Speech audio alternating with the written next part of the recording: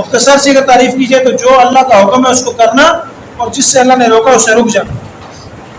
اور یہ صرف عبادت تک محدود نہیں ہے، ہم نے اپنے پورے دین کو محدود کر دیا ہے عبادت کے ساتھ. ہم سمجھتے ہیں کہ اسلام محدود ہے فقط نماز، روزے، حج، زکوٰۃ کے ساتھ، حالانکہ ایسا نہیں ہے. ہماری گھریلو زندگی، ہماری بازار کی زندگی، ہماری پڑوسیوں کی زندگی، ہمارے محلے والوں کی زندگی، سوسائٹی کیا کر رہی ہے، یہ ساری چیزیں اسلام بتاتا اور سکھاتا ہے، اور سب چیزوں کے اسلام نے احکام بتلائے ہیں.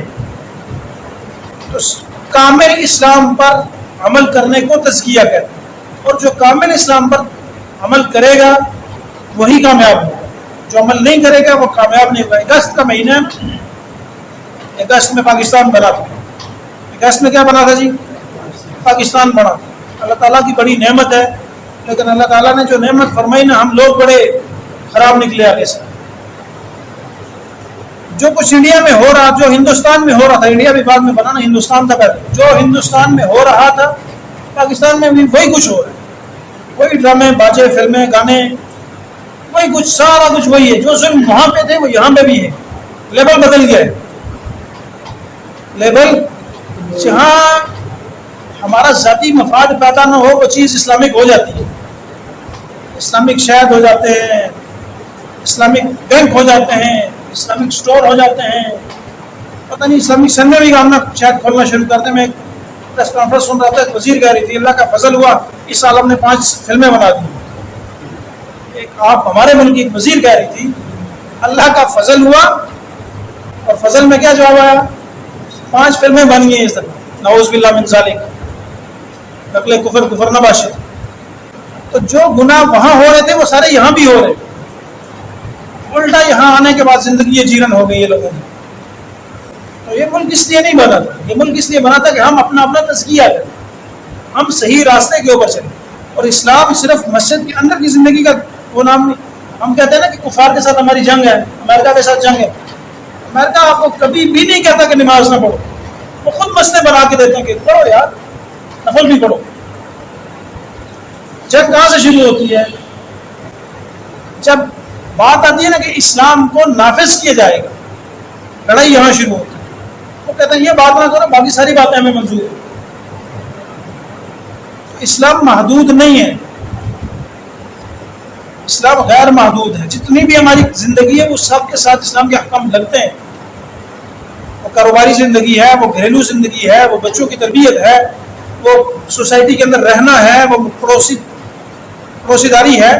یہ ساری چیزوں کے اوپر شریعت کے احکام لگتے ہیں. جب بھی کوئی حکم ٹوٹتا ہے، اللہ رب العالمین کی کہیں بھی نافرمانی ہوتی ہے. نماز چھوڑنا بھی گناہ ہے، سود کمانا بھی گناہ ہے. اور کاروباروں کے اندر صرف سود ہی نہیں ہے. ہمارے ہاں کس کی مثال دی ہے؟ کوئی بھی شعبہ جس کو نظر دوڑائی جائے وہی نور اللہ نور ہے. ہمارے ڈاکٹر حضرات ہیں، عمرے کرنے بھی جاتے ہیں. کس مال کے اوپر؟ لیب والوں نے کہا تھا آپ جتنے ٹیسٹ لکھیں گے نا ہم 10% کمیشن دیں گے. آپ وہ ٹیسٹ لکھتا رہا ہے. اس نے جب بھی کسی مریض کو چیک کیا 2-4 ٹیسٹ اضافی ڈال دیے گی. چیک تو انہوں نے کرنا ہے نا، مشین ان کی استعمال ہوگی. اور اسی پیسے سے وہ عمرہ کرنے کے لیے جاتا ہے، بڑا ثواب کا کام سمجھتا ہے. اور وہ لیب والا بھی سمجھتا ہے کہ میں بچوں کا حلال کھلا. میڈیسن کمپنیاں ہیں، دوائیاں بیچتی ہیں. ڈاکٹر صاحب یہ میڈیسن ہم نے بنائی ہے، ان کو بیچنا بھی ہے. 10% آپ کا عمرہ کروائیں گے، آپ کو گاڑی دیں گے. آپ دوسری طرف وکیل، آج دن کا معاملہ ہے، ایک عورت کا طلاق کا معاملہ تھا. اس وکیل نے ایڑی چوٹی کا زور لگایا کہ یہ عورت کسی طرح عدالت کا رخ کر لے. اس نے اس کو یہاں تک باور کروانے کی کوشش کی کہ اہل سنت، اس نے مختلف مسالک کا نام لے کے کہا کہ فلاں مسلک میں یہ، فلاں مسلک میں، سب مسلکوں کو چھوڑو، قانون کا راستہ اختیار کرو. میں بھی اس میں نے کہا ہم مسلمان بھی ہیں یا نہیں ہیں. نکاح شریعت کا کام ہے. اسلام نے کہا کہ نکاح کرو. آپ کا ملک پاکستان تو پتہ نہیں کیا کبھی ہے کہ نکاح کرو یا نہ کرو.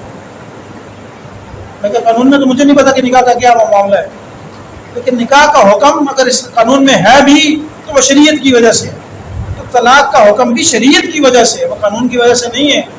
آپ اپنی دیہڑی کے لیے آپ نے جو فیس اس سے چارج کرنی ہے، اس فیس کے لیے آخرت تک چلے جانا ہے، اور اس کے اوپر بھی غور نہیں کرنا کہ میں حلال کما رہا ہوں یا حرام کما رہا ہوں۔ ہماری عدالتوں میں اربوں روپے کا کاروبار ہوتا ہے، 80% رشوت کا کاروبار۔ تو یہ ساری چیزوں کے اوپر شریعت کے احکام لاگو ہوتے ہیں۔ ایسا نہیں ہے کہ صرف نماز پڑھنا ہی دین کا ہوتا ہے، روزہ رکھنا ہی دین کا ہوتا ہے، وہ بھی تزکیے میں آتا ہے۔ حرام کھانے سے بچنا بھی تزکیے میں آتا ہے۔ ہماری دعائیں قبول کیوں نہیں ہوتی؟ جس آدمی کا پیٹ اور جسم پاک ہو نا، اس کی دعا قبول ہوتی ہے۔ پیٹ کے اندر حرام نہ ہو اور جسم کے اوپر حرام نہ ہو کپڑا، وہ دعا قبول ہوتی ہے۔ لیکن ہمیں پتہ ہی نہیں ہے کہ ہم نے کمایا کیا اور چھوڑا کیا اور کھایا کیا، بس ایک کوشش ہے کہ مال آتا رہے۔ تزکیے میں یہ ساری چیزیں شامل ہیں۔ جہاں بھی حق ٹوٹتا ہے، ہم کسی پڑوسی کی زمین پہ گھر بنا لیتے ہیں، یا کسی پڑوسی کی ہمارے ہاں گلیوں میں ہم نے اسٹیپ دے کے سیڑھیاں بنائی ہوئی ہیں۔ ہم نے گلیوں میں کیا بنائی ہوئی ہیں جی؟ سیڑھیاں بنائی ہوئی ہیں۔ مسئلہ میں نہیں بتاتا ہوں، صرف سوال بتا رہا ہوں۔ اس کو کسی مفتی سے پوچھو کہ یہ جائز ہے کہ ناجائز ہے۔ ہم نے جو گلی میں سیڑھی دے رکھی ہے، وہ 2-3 اسٹیپ لے گئے، وہ اندر داخل ہوتے ہیں۔ یہ 3 اسٹیپ باہر بنانا جائز ہے یا ناجائز ہے؟ ہمیں فکر ہی نہیں ہے، ہم نے سمجھے نہیں، گاڑی کہاں کھڑی کرنی ہے کوئی پتہ نہیں ہے۔ ہم سمجھتے ہیں کہ نماز پڑھنی ہے بس کافی ہے، یہی دین ہے سارا۔ موٹر سائیکل کہاں کھڑا کرنا ہے کوئی پتہ نہیں۔ تو یہ ساری چیزیں دین کے اندر آتی ہیں۔ گھر کیسے بنانا ہے، گلی میں سے اندر کیسے جانا، کروڑوں روپے گھر کے اندر لگا دیں گے، 5-5 لاکھ روپے کے باتھ روم بن جائیں گے، 2000 روپے گلی کی نالی پہ نہیں گرائیں گے۔ یہ ساری چیزیں تزکیے کا حصہ ہیں۔ ایسا نہیں ہے کہ صرف نماز پڑھ لیں تو وہی تزکیہ ہے۔ نماز پڑھنا بھی باعث ثواب ہے، نہ پڑھنا بھی گناہ ہے، لیکن وہ بھی نیکی کے کام نہیں ہے، وہ بھی گناہ ہے سارے۔ تو ہر چیز کو سیکھنا اور پوچھ کر زندگی کو بسر کرنا، شریعت کے احکام کو سامنے رکھنا۔ ہماری ناکامی کی بنیادی وجہ، ہمارے پاس اسلام تو ہے لیکن مسلمان نہیں ہیں۔ اس کا یہ معنی نہیں کہ ہم سارے کافر ہیں، اس کا معنی یہ ہے کہ ہم عمل نہیں کرتے ہیں، ہم صرف منہ تک محدود رکھتے ہیں کہ ہاں ٹھیک ہے جی یہ حدیث ہے، ہم بڑے مسلمان، لڑنے کے لیے 1 منٹ میں تیار ہوتے ہیں، فلاں گستاخ ہے مارو اس کو۔ ہم سمجھتے ہیں یہ تو مرنے کی چیز ہے، اسلام مرنے مارنے کا دین ہے۔ یہ قرآن کب پڑھتے ہیں؟ جب کوئی مرنے لگتا ہے نا، مولوی صاحب آؤ یاسین پڑھو۔ زندگی میں یاسین کا کوئی تعلق نہیں ہے بھائی، یہ کتاب مرنے کے لیے نہیں نازل ہوئی، یہ دین مرنے کے لیے نازل نہیں ہوئی، یہ جینے کے زندگی کا طریقہ بتاتا ہے، جینا کیسے ہے، زندگی میں ترقی کیسے کرنی ہے یہ بتلاتا ہے۔ تو یہ ساری چیزیں تزکیے میں آتی ہیں۔ میں ہر چیز کی وضاحت اس لیے کر رہا ہوں نا، علماء بیان کر دیتے ہیں کہ گناہوں سے بچنا ضروری ہے۔ جیسے وہ جملہ، یہ علماء کا ہی لکھا ہوا جملہ ہے کہ جس کام سے اللہ نے روکا اس سے رک جانا، جس کے کرنے کا حکم دیا وہ کرنا، یہ تزکیہ ہے۔ ہم سمجھتے ہیں کہ اس سے مراد صرف نماز، روزہ اور زکوٰۃ ہے، باقی چیزیں اس میں آتی ہی نہیں ہیں، حالانکہ ایسا نہیں ہے۔ وقت خواب من دساہا، اور ناکام اور نامراد ہے وہ شخص، ہم یدسہ فی التراب، جو زمین میں جس کو کیا کہتے ہیں جی، دفن کر دینا۔ کیا کرنا جی؟ دفنا دینا۔ وہ کہتے ہیں گناہوں کی دلدل میں جس آدمی کو دفن کر دیا گیا، جو آدمی گناہوں کی دلدل میں دس گیا، جتنا جتنا وہ دستا چلا گیا اتنا اتنا وہ ناکام ہوتا چلا۔ اور ہمارے ہاں کامیابی اور ناکامی کا معیار کیا ہے؟ وہ دنیا ہے۔ جمعے والے دن بھی میں نے عرض کی تھی، جمعے میں ابو داؤد شریف کی روایت ہے، صحابی کہنے لگے اللہ کے رسول، نبی صلی اللہ علیہ وسلم نے فرمایا کہ ایک زمانہ ایسا آئے گا کہ کفار تمہارے اوپر ایسے دوڑیں گے جیسے کھانے کے اوپر دوڑتے ہیں۔